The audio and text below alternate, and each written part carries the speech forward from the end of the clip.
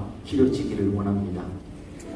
예수님의 성품 온유함을 담아내는 인생 되게 하시고 성령님의 권능이신 성령의 온유하심의 능력을 선물로 부여받아 열매 맺으며 살아갈 수 있는 우리 모두가 되게 인도하여 주옵소서. 우리의 의지나 결단으로 교육으로 수행으로 되지 않음을 고백합니다. 성령 하나님 우리에게 온유함의 은혜를 더하여 주옵소서.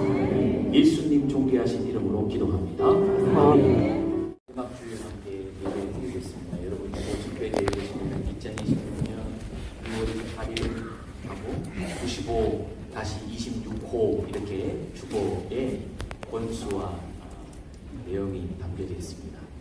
95년 되는 교회 2026년 26번째 주일을 저와 여러분들이 지금 지키고 있습니다. 1년이 52주니까요. 오늘 딱 절반의 날에 서 있습니다. 우리 찬양대 찬양처럼 지금까지 지내온 것 다 주님의 은혜인 줄 믿습니다. 하나님께 감사드리고 영광 올려드리는 우리의 삶이 되기를 간절히 소망합니다. 우리 계속해서 예수님께서 산 위에서 말씀해 주신 하나님의 백성이 어떻게 살아야 하는지에 대해서 말씀하신 산상수훈의 말씀을 살펴보겠습니다. 팔복의 오늘 세 번째 말씀을 함께 생각해 봅니다.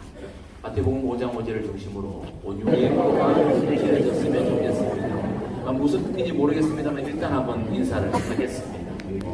피노키오처럼 거짓말을 많이 해서 길어진다는 이야기인지 아닌지 말씀을 들으면서 한번 또 우리가 생각해 보도록 하겠습니다. 몇 가지 그림을 준비해 봤는데요. 파란색 바탕의 그림과 빨간색 바탕의 그림이 있습니다. 파란색 바탕에 있는 말들은 잘 훈련되어진, 조련되어진 준마들입니다. 빨간색 바탕에 있는 말들은 소위 야생마라 그러지요.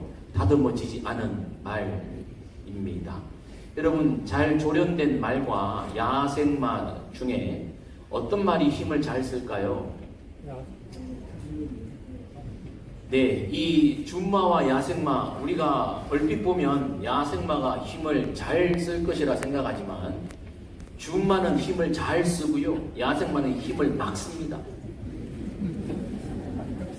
실제 연구에서 힘의 효율성, 힘의 방향성, 힘의 지속성을 가지고 준마와 야생마들이 어떻게 힘을 쓰는지를 연구를 했다는 거죠. 근데 여러분, 야생마가 막 저렇게 널뛰고 뒷발질하고 막 힘이 센 것 같은데 100%의 힘을 가지고 있을 때 야생마는 허공에 날리는 에너지가 너무 많아서 힘의 방향성, 효율성, 지속성이 떨어진다는 것입니다. 반면에 준마들은 언제 힘을 쓰고 언제 힘을 빼야 하는지를 알기 때문에 가지고 있는 100%의 힘을 방향성에 맞게 효율적이고 지속적으로 근력과 지구력을 가지고 쏟아낼 수 있다는 것입니다. 그래서 여러분, 훈련된 말과 야생마 중에 어떤 말이 힘을 잘 쓰느냐라고 했을 때는 준마, 훈련된 말들이 힘을 잘 쓴다라고 하는 것입니다. 여러분들은 힘을 잘 쓰는 스타일입니까? 막 쓰는 스타일입니까? 여러분들은 돈을 잘 쓰는 스타일입니까? 막 쓰는 스타일입니까? 여러분들은 인생을 잘 사시는 스타일입니까? 막 사시는 스타일이십니까? 우리 각자가 여기에 아마 담겨져 있는 것 같습니다. 세상에서 세상을 주도하는 힘을 말할 때 흔히 돈의 힘, 권력의 힘, 그리고 숫자의 힘을 일컫습니다. 세상을 보십시오. 역사를 보십시오. 오늘 우리가 살아가는 현재를 보십시오. 돈의 힘이 세상을 장악하고 이끌어 갑니다. 돈 많은 사람이 큰 소리 치죠. 돈 많은 사람이 주도하죠. 여러분들이 인정 안 한다고 그러면 남이 그렇다고 배 아파할 필요도 없어요. 권력, 군사력이 있는 공동체, 나라가 힘을 쓰죠. 숫자의 힘이 매우 큽니다. 여러분, 우리 국내나 해외, 세계 정세를 보십시오. 들려오는 국내외 소식들을 보십시오. 돈의 힘, 권력, 군사의 힘, 그리고 숫자의 힘으로 모든 것을 밀어붙이고 자기의 방식으로 끌어가고 안 되면 진 누르고 그렇게 세상은 살아갑니다. 그래서 세상에서는요, 돈, 권력, 숫자의 힘을 저마다 강력하게 가지려고 그렇게 노력합니다. 예수님께서 산상수훈을 말씀하시고 계신 이 시대적 배경도 마찬가지입니다. 로마라고 하는 제국입니다. 로마라고 하는 제국이 돈, 권력, 숫자의 힘을 앞세워서 주변에 있는 나라들을 장악하고, 예수님이 사시던 유대 땅도 로마가 지배하던 때였지 않습니까? 그래서 로마의 지배하에 있던 유다 사람들은 메시아를 기다렸습니다. 어떤 메시아를 기다렸습니까? 돈의 힘으로, 권력의 힘으로, 군사의 힘으로, 숫자의 힘으로 저 로마와 맞붙어서 자기들의 자유를 회복하고 빼앗긴 권리를 회복하고 빼앗긴 땅을 회복하기를 유다 민족들은 원하고 있었습니다. 그런 메시아를 기다렸죠. 그런데 어느 날 나사렛에서 온 청년 하나가 오는데 말하는 것이 평범하지 않고 가르치는 것이 권세가 있고 심지어는 기적을 행하기도 하는 거예요. 그래서 사람들이 막 심장이 뛰기 시작한 거죠. 혹시 저희가, 나사렛에서 온 저희가 우리를 이 로마 제국에서부터 돈과 권력과 숫자의 힘으로 자유케 할 메시아가 아닌가 싶어서 사람들이 여기저기에서 몰려들기 시작한 거죠. 그 산 위에서 예수님 말씀하시는데, 그런데 점점 들을수록 의의가 없고 힘 빠지는 말씀만 하시는 거죠. 심령이 가난해야 된다, 애통해야 된다 그러더니 이제는 급기야 땅을 차지하는데 온유해야 된다라고 말합니다.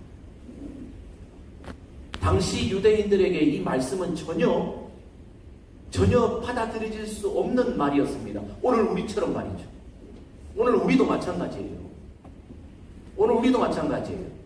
하나님께서 돈의 힘, 권력의 힘, 숫자의 힘, 그리고 온유함의 힘 중에 네가 무엇을 한 가지 선택하겠냐라고 물으신다면, 저와 여러분들은 마태복음 5장 5절의 말씀처럼 당연히 온유함이죠 라고 하시겠습니까? 말은 하지 마세요.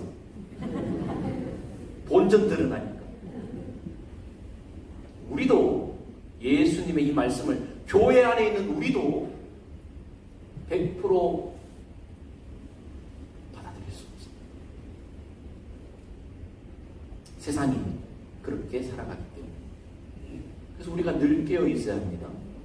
우리가 정신을 바짝 차리지 않고 근신하지 않으면 세상의 물결에 우리가 함몰되어져서 어느 순간인가 우리도 세상 사람과 똑같은 가치관을 가지고 똑같은 삶의 방향으로 똑같이 힘을 쓰고 시간을 쓰고 삶을 쓰게 되어졌습니다. 오늘 주님이 말씀하십니다. 온유한 자는 복이 있나니 그들이 땅을 기업으로 받을 것입니다. 도대체 예수님은 왜 사람들이 기대하지도 않는 그 말씀을 그렇게 자신있게 선포하시는 것일까? 이 말씀을 한번 살펴보면서 예수님의 가르침을 배워보도록 하겠습니다. 노란 글씨에 있는 단어들이 매우 중요한 부분들인데요. 뒤에서부터 한번 살펴보도록 하겠습니다. 기업으로 받을 것이요 라고 그렇게 말합니다. 기업이 무엇입니까? 우리가 좋아하는 대기업, 중소기업, 그 기업인가요? 사업체인가요? 아니요. 여기서 말하는 기업은 유산입니다. 상속, 몫입니다. 힘을 가지고 돈, 권력, 숫자로 밀어붙여서 쟁취해내는 기업이 아니라 관계성에 의해서 받아오는 유산입니다. 힘으로 내가 쟁취하는 것이 아니라 관계성으로 내가 받는 것이 기업입니다. 성경에 보면 자녀는 하나님이 주시는 기업이라고 했어요. 자녀는요, 우리가 만드는 게 아니에요. 하나님이 기업으로 주시는 것. 기업은 하나님이 우리에게 주시는 거예요. 그래서 기업을 받을 때 힘이 필요한 것이 아니라 관계성이 필요한 거예요. 땅을 그랬습니다. 땅이 뭘까요? 여기서 말하는 땅, 첫 번째는 말 그대로 땅입니다. 땅. 우리가 살고 있는 땅, 이 지역, 이 나라, 이 세계, 이 지구, 우리가 딛고 있는 땅, 하나님께서 아브라함에게 말씀하셨던 약속의 땅, 그럴 때 실제 있는 땅. 여러분, 우리가 성경을 이해하고 해석할 때 너무 막 신비적으로 영적으로만 해석하려고 해서 이건 이 땅의 땅이 아니야, 뭐 영적인 거, 아니요 그렇지 않습니다. 무엇을 먹을까, 무엇을 마실까, 무엇을 입을까 염려하지 마라 라고 말할 때 실제로 주님께서 하신 말씀은 실제 우리가 먹고 마시는 것입니다. 들의 꽃을 봐라, 공중나는 새를 봐라 할 때 그 영적으로 해석할 일이 아니에요. 무조건 영적으로 해석한다고 여러분 믿음 좋은 게 아니에요. 진짜 새와 꽃을 보라는 거예요. 여기서 말하는 땅도 진짜 땅입니다. 여러분들이 좋아하는 부동산. 목사님, 나는 맛동산은 좋아해도 부동산은 싫어해요. 그런 사람 있습니까? 아무도 없을걸요. 다다익선이지. 그토록 원하는 땅, 그 온유하면 땅을 주시죠. 오늘 이제 은혜가 되기 시작합니다. 두 번째로 땅을 기업으로 받는다 그래. 땅이 무엇입니까? 그것은 바로 영향력입니다. 영향력. 여러분, 이스라엘 유다 민족들은 원래 히브리 민족 유목민들이었습니다. 여러분, 유목민들에게 땅은 매우 소중한 가치입니다. 땅은 내가 어디까지 가서 어떻게 얼마만큼 내가 거기에서 정착하고 누리고 잠시 거기에 머무를 수 있는가, 내가 얼마 동안 거기를 지배할 수 있는가, 내가 마음껏 누릴 수 있는가, 그게 바로 유목민들에게 땅의 개념입니다. 즉 내가 그것을 발판으로 해서 힘을 얻기도 하고 쉼을 얻기도 하고, 거기에서 내가 그 지역을 내가 다스리고 누리면서 영향력을 발휘하고 파급력을 발휘할 수 있는 영향력의 지경이 바로 땅이라고 하는 개념입니다. 그래서 온유한 자는 복이 있나니 영향력을 몫으로 받을 것이요 라고 이 말씀을 이해할 수 있습니다. 영향력 있는 사람이 되려면 온유해야 된다는 거죠. 여러분, 노자라는 사람 아시죠? 노자라는 사람 말이에요. 그가 죽어갈 때 제자들이 말했다는 거예요. 선생님, 뭐가 이 세상에서 가장 강합니까? 라고 할 때 다 죽어가는 노자가 이빨도 다 빠지고 있어가지고, 자, 내게 이빨이 있는지 봐라 했더니 없어요. 내게 혓바닥이 있는지 봐라. 있어요. 그거니라 하고 죽어요. 여러분, 강한 거는 뽑히고 부서질 수 있지만 부드러운 것이 끝까지 남는 거예요. 땅을 차지하려고 머리를 들이밀고 다 힘 대 힘으로 싸우려고 하지만 마지막 땅을 차지하는 자는 온유한 자가 땅을 차지한다. 영향력 있는 자라는 것입니다. 여러분 직장도 한번 보세요. 두 사람 이상이 모이는 공동체도 한번 보세요. 그 속에서 누구의 영향력이 오랫동안 지속됩니까? 얼핏 보기에는 힘센 사람, 돈 많은 사람, 목소리 큰 사람, 성질이 못된 사람, 자기 마음대로 막 고슴도치처럼 여기 찌르고 저기 찌르는 사람이 마음대로 막 주도하고 모임을 영향력 있게 끌고 간다고 생각하지만 아니요, 잠깐입니다. 진짜 그 조직을 이끌어가는 강력한 영향력은 온유한 사람에게 있다는 것을 우리는 알 수 있습니다. 여러분들도 한 번쯤 다 경험해 봤을 거예요. 여러분들도 마음에 들지 않지만 직책상, 나이상, 무슨 관계상 고개 숙이고 네네 했을 때 있죠. 속으로는 뭐라 그랬어요? 네, 지금 한 거 좀 욕했잖아요. 속으로 욕하면서도 예 합니다. 예, 세상의 힘은 그런 거예요. 세상의 영향력이 그런 거예요. 여러분, 예수님을 한번 보세요. 예수님이 오늘날까지 영향력 있게 우리들 삶 속에서 이렇게 찬송을 받는 이유는 어디 있습니까? 예수님이 돈으로 이 땅을 다스리고 사람들을 억눌렀기 때문에 영향력이 지금까지 지속됩니까? 예수님이 힘으로 세상을 다스렸기 때문에 지금까지 예수님의 영향력이 이어져 오고 있습니까? 아니요. 그분은 하나님이셨지만 육신을 입고 이 땅에 내려오시는 지극한 그리스도의 자기 비하, 자기 비움, 자기의 온유함으로 마치 제자된 사람들에게 무릎을 꿇고 허리에 수건을 두르고 그들의 발을 씻겨주시면서 그를 조롱하고 핍박하는 자들, 침뱉고 주먹질하는 자들에게 하늘의 12영이나 더한 군사들을 동원할 수 있는 힘이 있었지만 그 힘을 사용하지 아니하고 온유함으로 그 힘을 통제하셨기에 예수 그리스도는 온 인류의 구주요, 저와 여러분들의 구주요, 지금도 온 땅을 주장하는 주관자로 남아 계신 줄 믿습니다. 영향력은 어디에서 옵니까? 강함이 아니라 통제된 온유함에서 나옵니다. 모든 조직도 보세요. 누가 존경받는지 보세요. 여러분들 속해 있는 조직들 온유한 사람이 영향력이 가장 파급력이 있죠. 사람의 말에 파급력이 있어요. 빈수레가 요란해가지고요. 그런 사람들은 영향력이 없어요. 땅을 기업으로 받는다 할 때 땅, 바로 마지막 여러분들이 그토록 좋아하는 천국, 새하늘과 새 땅. 그리고 이 천국은 공간적인 개념이라기보다는 다스림의 개념, 하나님이 통치하시. 온유한 자는 복이 있나니 그들이 하나님의 다스림을 받을 것이요. 온유한 자는 복이 있나니 그들이 하나님의 상속자가 되어 하나님과 같이 통치할 것이요 라고 이 단어를 해석해 볼 수 있습니다. 그래서 땅을 기업으로 받는다. 그래서 여러분들 오해를 푸시길 바래요. 나는 성령 안에서 온유해졌는데 땅이 없다라고 시험 드신 분 그동안 계십니까? 땅은 영향력이고 천국의 다스림의 통치권도 있다는 거예요. 그러니까 여러분들 조금만 기다리면 부동산이 갈 수도 있으니까 더 온유해져 보시기 바래요. 이미 온유했다면 여러분 영향력이 있는 사람이에요. 내가 다스리는 영역 지경이 넓어진다는 거죠. 땅이 넓어진다는 것, 내 영향력의 지경이 넓어진다는 거예요. 사람이 온유해질수록요 다스림의 지경이 넓어져요. 보세요. 예, 보세요. 온유하지 않은 사람 주변에는 사람이 있어요, 없어요? 없어요. 남 생각하지 말고 자기를 생각하세요. 주변에 사람이 있어요, 없어요? 없어요. 정말 나를 존경하고 내 영향력 다스림 안에 있는 사람이 없어요. 온유하지 않으면 하나둘 다 떠나요. 자신을 돌아봐요.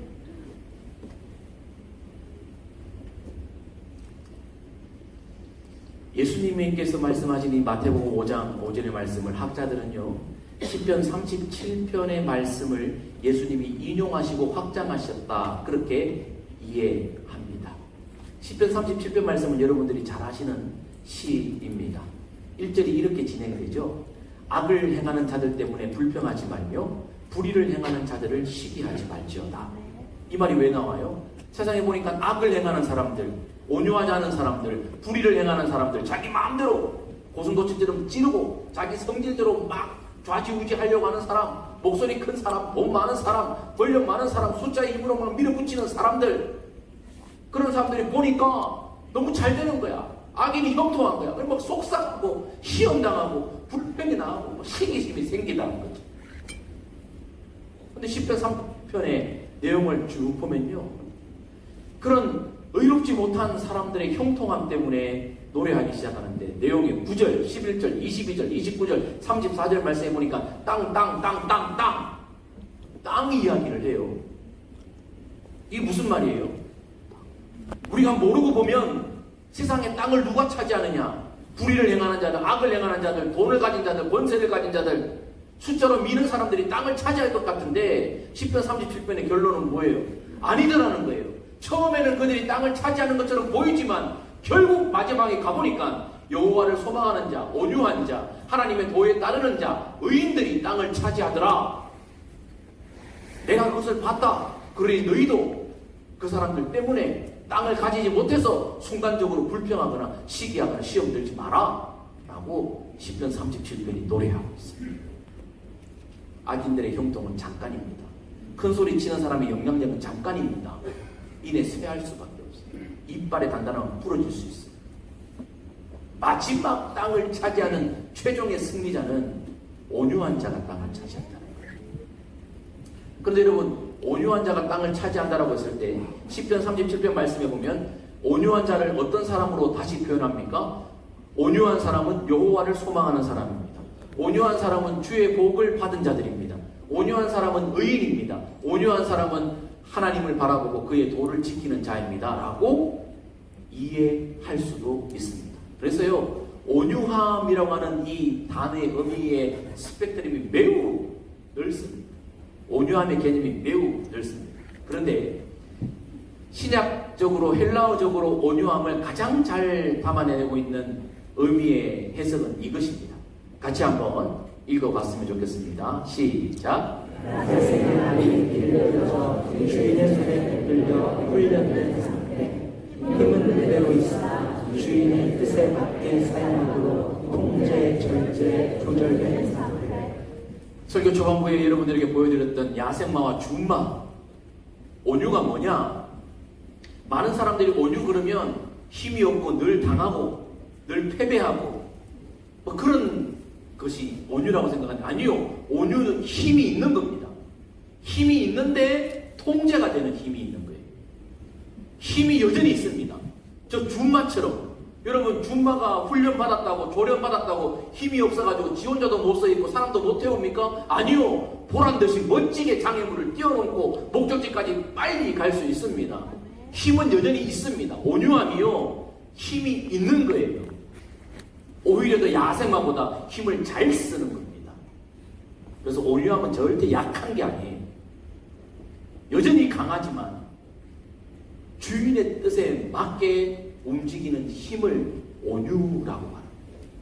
주인이 꽃비로 촥 치면은 힘을 최대의 출력으로 쫙 해서 빡 달려가고 워워워 하면은 힘이 남아있지만, 여전히 힘이 세지만 고삐를 당기는 주인보다 힘이 더 세다 할지라도 즉시 조절되고 절제되고 통제되는 것이 온유함입니다.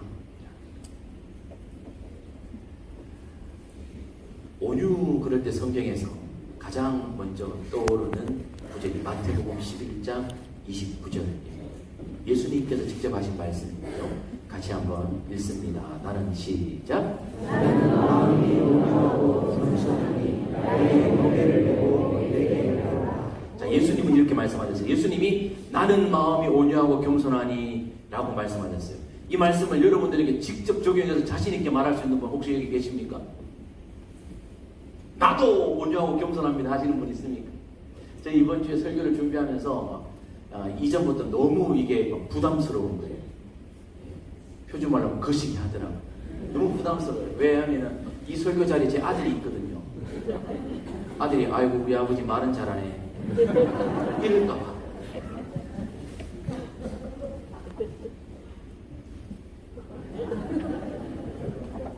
제가 생기기는 이렇게 천하고 온유하게 생겼지만 또 실제는 안 그래요. 이따가 또 얘기를 한번 해드릴게요. 자, 아무튼 하나님의 아들 예수 그리스도께서 온유하시다 그랬어요. 갈라디아서 5장 22절 23절 매우 유명한 말씀입니다. 같이 읽습니다. 시작. 오직 모세의 사랑과 협력과 화평과 오래 참음과 자비와 양선과 주도와 온유와 절제니 이 같은 것을 금지할 법이 없느니라. 아멘. 아멘입니까? 예. 성령님의 열매 중에 온유가 있습니다. 아, 예수님의 성품이 온유요, 성령님의 열매가 온유라는. 영어 성경에 보니까 이 온유를 젠틀이라고 번역해놨어요. 여러분 반갑습니다 신사숙녀 여러분 할 때 영어로 뭐라 그래요? 오, 그렇게 얘기해야죠. 젠틀맨. 남성들이요 잘 들으시오.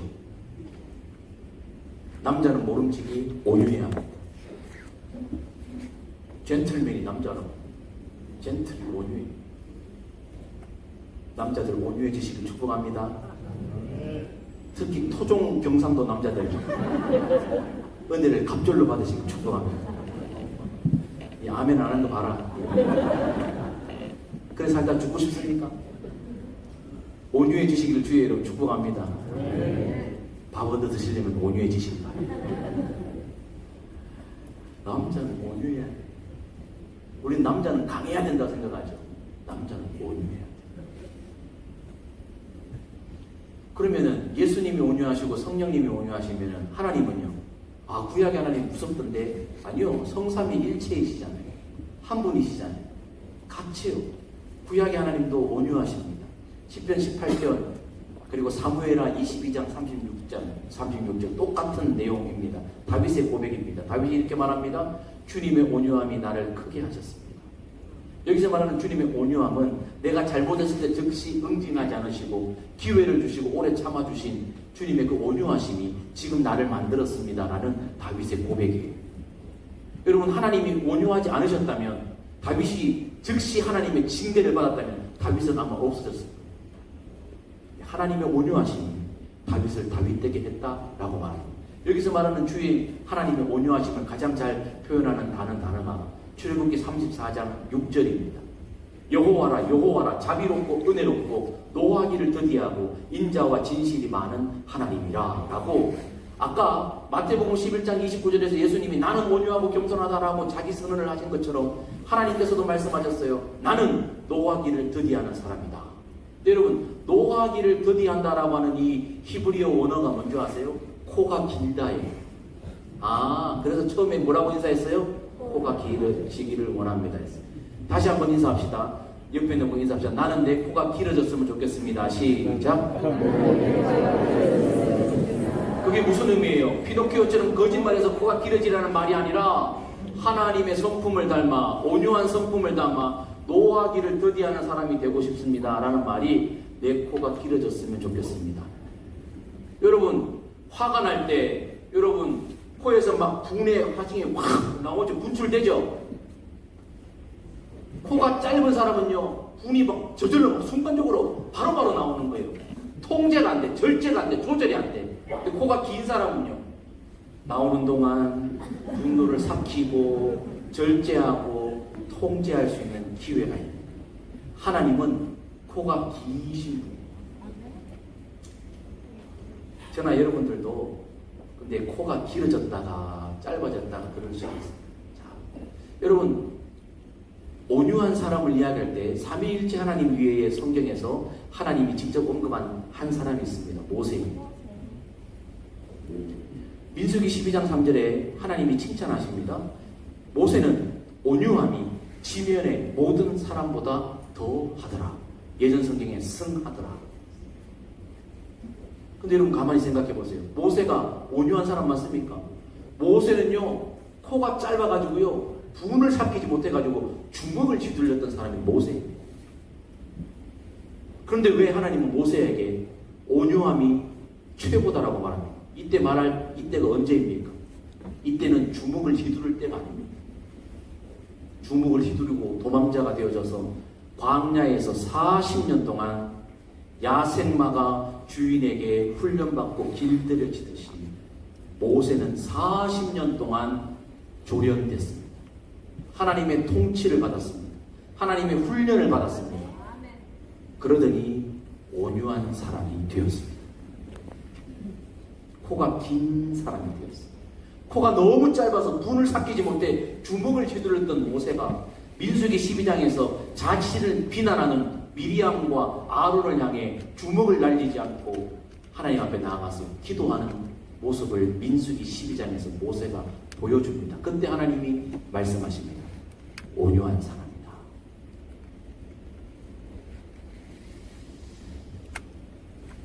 전 하루에 몇 번씩 하나님한테 기도합니다. 하나님 내가 또 안 되네요. 온유하고 싶어요 라고 수없이 기도합니다. 근데 잘 안 돼요. 잘 안 돼요.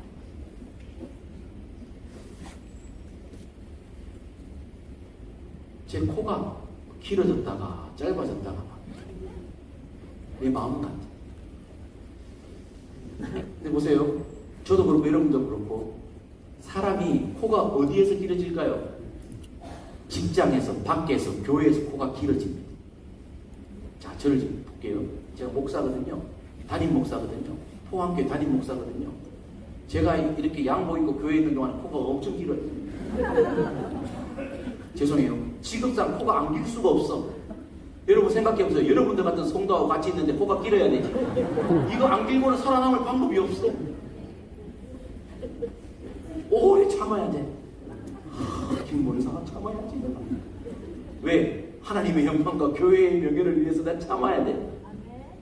근데 언제 내 코가 줄어들어요? 집에 가면 코가 막 줄어들어. 밖에서 내가 그토록 코가 막 길게 막 노력했는데 집에 가면 긴장이 풀려가 집에 딱 가는데 가보면 누가 있어요? 우리 아들이 있어. 이게 지금 나이가 몇 살인데 방 어지러 놓은 거 보면은 막 코가 막 줄어드는 거잖아요. 지금 막 시간이 몇 시인데 아직까지 막 TV 자는 거 보면 내가 코가 막 줄어드는 거지. 오빠가 돼가지고 동생한테 하는 거 보면 내가 코가 막 줄어들어가지고 내 코가 새끼손톱만 해. 참을 수가 없어. 분노를 참을 수 없어. 이게 도대체 누구 닮아서 이런가? 나중에 어떻게 먹고 살려고 그러나? 이게 뭐 도대체 어떤 영향을 끼치려고? 걱정도 되고 염려도 되고 화도 나가지고 막 이 입김이 통제가 안 돼. 아들아 미안하다. 그래 뭐 제가 밖에서는 코가 길고 이보다 더한 온유한 목사가 없어. 집에 가면 그렇다. 저만 그래요. 여러분들은 어때요? 여러분들의 코도 막 자동 아니에요? 집에 있는 화상 한번 보세요. 집에 있는 화상을 대하는 여러분들은 월급의 길이만큼 여러분들은 코가 다 비례할걸요. 월급을 많이 갖고 오면 코가 길어질 거고, 저놈이 월급이 작으면 내가 코가 작아지는 거 아니에요? 우리 다 그래요. 최고지. 얼마나 하나님께 훈련을 받아야 될까? 모세는 40년을 훈련받았어. 저도 늘 실패합니다. 아유, 하나님, 내가 목사입니다. 내가 아빠입니다. 내가 남편입니다. 죄송합니다. 하나님, 날 다듬어 주세요. 매 순간마다 후회하고, 기도하고, 후회하고,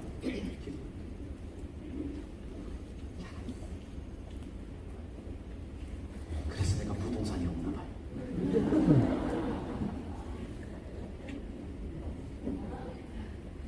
앤드루 모로이라는 사람이 겸손이라는 책을 썼습니다. 그 베스트셀러입니다. 겸손과 온유를 엮어서 모레이가 이렇게 말합니다. 겸손은 모든 은혜의 뿌리이며, 여러분 뿌리가 뭐예요? 영양분을 가장 처음 받아들이는 곳이 뿌리입니다. 겸손하지 않으면 은혜를 받을래야 받을 수가 없어요. 겸손해야 은혜가 들어오기 시작하고요. 온유는 그 겸손이 사람들과의 관계에서 드러나는 모습입니다. 온유는 자신의 권리를 포기하는 약함이 아니라 하나님의 권리를 신뢰하는 강함의 삶이다. 내가 내 힘으로 하는 것을 내려놓는 단순한 약함이 온유가 아니라 하나님에게 모든 것을 이양하는 것이 온유입니다. 내가 내 주먹을 휘둘 수 있고 내가 내 콧김으로 분을 낼 수 있지만 하나님을 소망하고 하나님을 신뢰함으로 내가 다스려지는 것, 그게 온유라는 거예요. 근데 여러분, 저도 내 고백을 했고 여러분들도 입으로 말하지는 않지만 마음속으로 동의를 하셨을 텐데, 온유함이 배운다고 되던가요? 말한다고 온유한 성품의 사람이 되던가요? 죄송해요. 연세가 드신다고 저절로 온유해지시던가요? 직분의 연한이 길어질수록 온유해지시던가요? 집사 10년차, 20년차, 권사 10년차, 20년차 저절로 온유해지시던가요? 안 됩니다. 배운다고, 내가 돌을 닦는다고, 수양한다고 온유함은 우리에게 오지 않습니다. 그래서 우리가 늘 실패하는 겁니다. 왜 그렇습니까?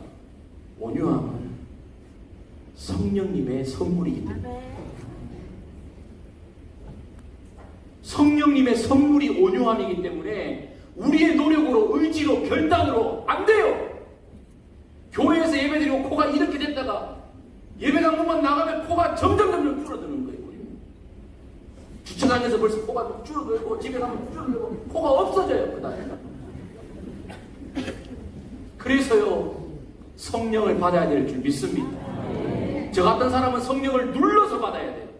여러분들처럼 잘 온유하신 분들은 조금만 받으셔도 되시거든요. 저나 몇몇 사람들은 성령을 진하게 받아야 돼요.